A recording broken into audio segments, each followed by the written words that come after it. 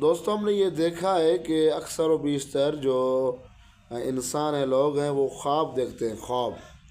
تو وہ ان کی تعبیر کے لیے بہت پریشان ہوتے ہیں گا، تعبیر کیسے کریں، کیسے تعبیر کرنی ہوگی، یعنی خواب کی تعبیر کیسے کریں.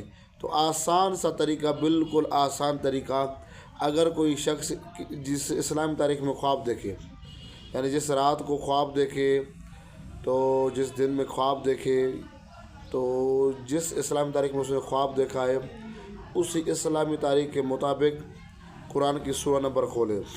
اگر 15 تاریخ کو خواب دیکھا ہے تو 15 نمبر قرآن کا سورہ کھولیں.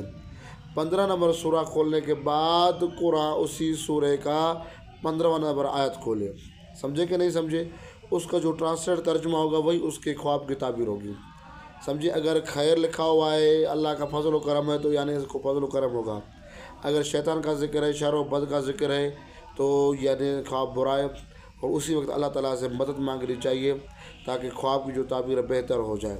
آسان طریقہ، جس تاریخ کو آپ خواب دیکھیں اسی تاریخ کے مطابق قرآن کا سورہ نمبر کھولیں اور اس سورہ میں اسی سورہ کا آیت نمبر کھولیں.